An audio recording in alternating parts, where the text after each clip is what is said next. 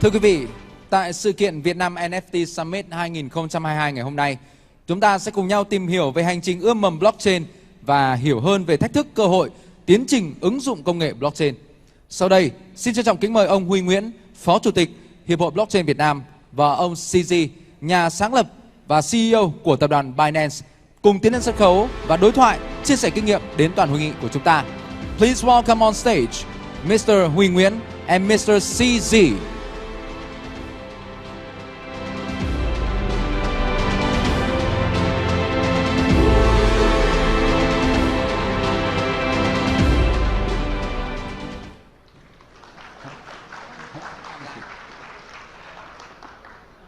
Kính thưa quý vị đại biểu và tất cả quý vị có mặt tại khán đài hôm nay, thì trong cái phần trình bày tham luận này thì Huy xin được trình bày bằng tiếng Anh để có thể dễ dàng nói chuyện hơn với lại CZ. Good morning, CZ. How are you? Pretty good, pretty good. It's an honor to be your host one more time. But this time the honors all mine. The honors all mine. Yeah. But this time we're going to do it a little different. We'll try to have a more open conversation. Sure. We'll exchange thoughts and questions. And then the community would love to know more about you. We'll spend some time with them and they can ask some questions. We can do a CZ AMA. Sure. Yeah. All right. So to get started, in my previous life, before coming back to Vietnam, I have more than a decade in Silicon Valley working at Google. So I'm a true believer of the blockchain technologies, especially the layer one infrastructure. I'm very curious on why do you do BNB chain? What was your motivation? What was your vision? And do you think that will be the trend of the new world where everybody would like to have an open ecosystem like BNB? Sure. I think my response may disappoint you a little bit. BNB chain wasn't developed by me, wasn't envisioned by me. There was a group of developers that said, hey, we want to build a blockchain and we want to use BNB as the native coin on the blockchain, and this blockchain is going to have these features, and we needed some support, funding. So we said, how much was it? It was a very small number actually. So we said, yeah, go ahead.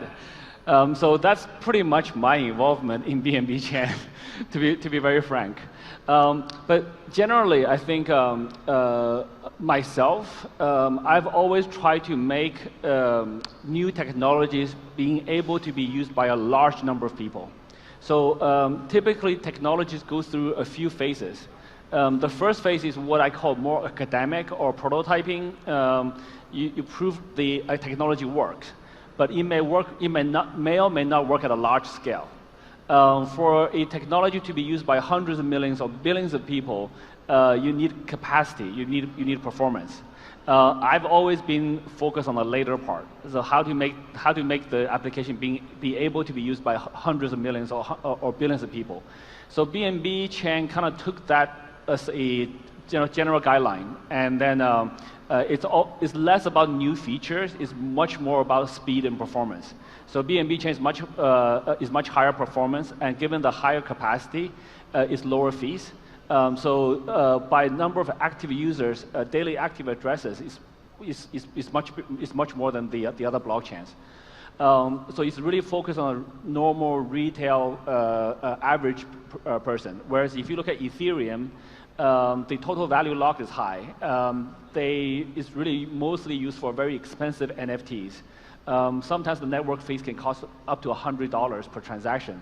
So if you're transacting for low cost items, it doesn't work that well. Yeah. So what is your KPI to define success for BNB chain? Is that more like numbers of users, numbers of applications, or what? So again, we didn't really, I don't have a KPI for them. They're community developers who just write code. But internally in my head, I think the most important metric is always number of users. So today, both for any business or any project I'm involved with, I care much less about revenues, incomes, but much more about number of users. I strongly believe that if something is used by people, then it has value. If something is used by a large number of people, then it has a large amount of value, and you also have a large amount of liquidity. So liquidity and number of users are really important. Yeah. Okay. Thank you. Do you have any questions that you would like to ask? Yeah, so I'm very impressed with the Blockchain Association here. To be honest, so this is why Zoom doesn't work all the time. Before I came here, I wasn't aware of the level of advanced and also the level of collaboration you have with governments. So what's your plan in the future? What have you done in the past? What's your plan in the future, and how can we help?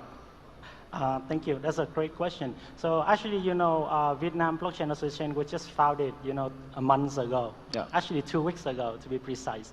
And it was approved by many different ministries within the government, like 6 or 7, I believe. And as you can see from both the core team and the advisor, we try to pick the best of the people from many different fields to make sure that blockchain is really, get into the mass adoption. It's not about technology. It's not only about finance. It's not only about business and legal. Like I shared with you a little bit yesterday, the 4 things that we'll be really focusing on to bring blockchain to the mass, that is basically the main objective. We're going to go through education route where we'll try to make sure that everybody know the basic about blockchain, how it could happen, right? And from many different levels, not only from the retails, but also from the business owner, from the government officials, and also from international sponsor like Binance in a big ecosystem. The second thing we try to do is to making sure that we create value by having a right product get into the right people. Working with enterprise, working with collaborations, corporations, and get the real application going on. The third one, going to be working alongside with the government to create, to advise and propose different legal framework. As you can see over here, we have many people from the Senate, right, where they can learn from the technologies, propose the right legal framework. And for that, we definitely need people with a lot of insight like you. And the last one would be about international collaboration. We would like to invite many big, reputations, enterprise like Binance to come, give us an insight about the world, doing investment, and also maybe we could do a sort of like a tech export for Vietnamese to go outside and do more contribution to the world as well. Sure, sure. I'm very impressed by it. I hope we can continue to, given the MOUs that we just signed, let's hope to do more together. Yeah, thank you so much for definitely. having me here. I see a lot of alignment between what Binance is trying to do to reach more numbers of users, right? To grow the ecosystem and create value. That's exactly the same thing that the VBA tried to do as well. Yeah. Thank you so much.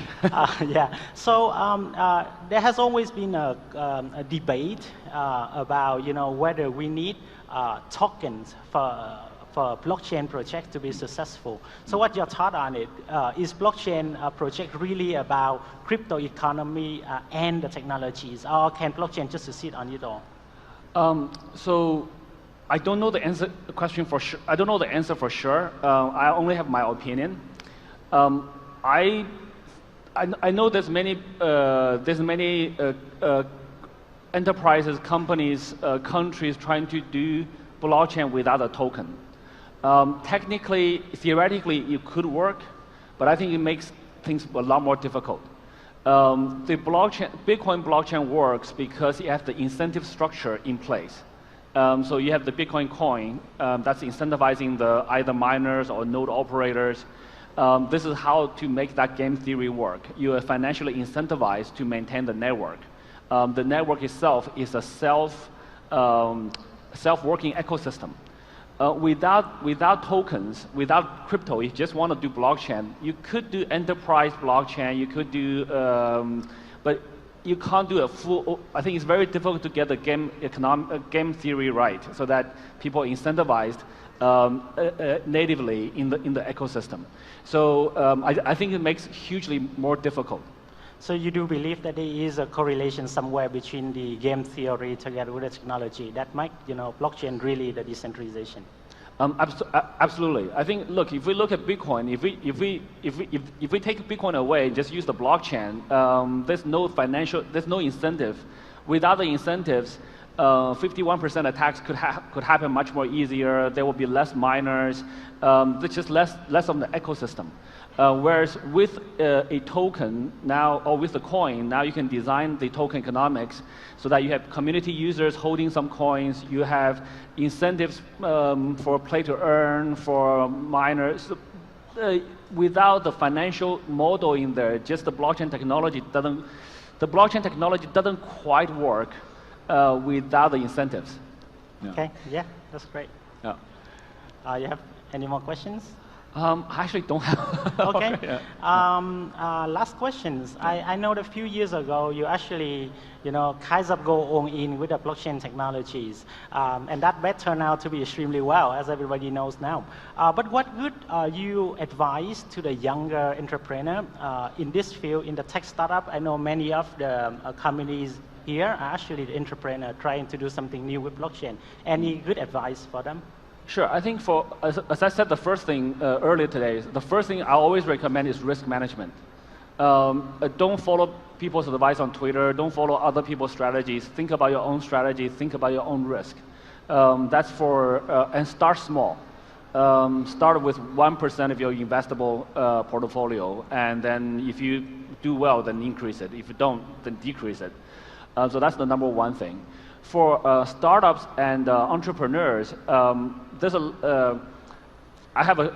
many advices or points, but I think most fundamentally, strip away all the fluffy stuff. You have to have a product that people use. I think we can use tokens to raise money. We can use tokens as incentives to grow the ecosystem. But at the end of the day, you have to have the product that people actually use. So without that, you don't have a sustainable you don't have a sustainable product. So it's quite easy to raise money in the blockchain space. Even in the bear markets, if you have some credibility, it's quite easy. But you need credibility. So protect your credibility. It's actually one of the most the ultimate currency. Other than that, just also there's many things, of course, but we don't play within the rules. Don't observe strong ethical standards. Don't try to make quick money. Try to make long-term money. Long-term money is bigger.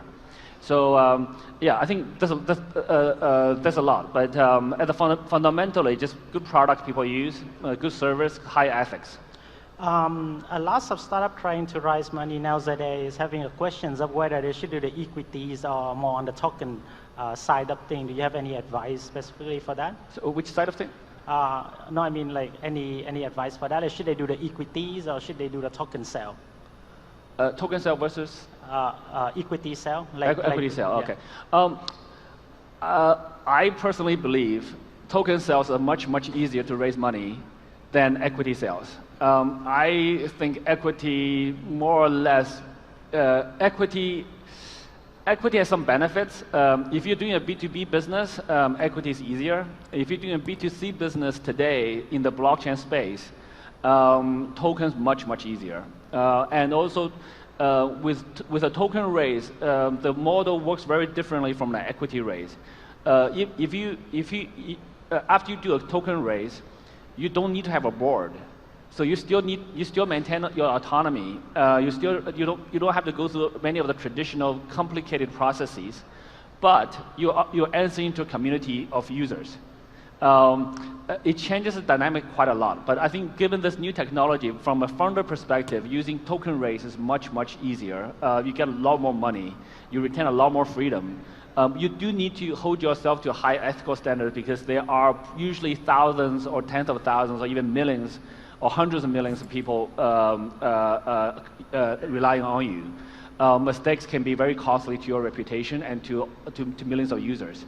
So, but overall, if you know how, if you have credibility and you do things ethically, raising tokens is much easier. Awesome, that's a great insight. So I think that's all the question I would like to ask you, and maybe we can start with the communities over there. Sure. Yeah. Vâng, xin mời tất cả quý vị, chúng tôi sẽ dành 3 câu hỏi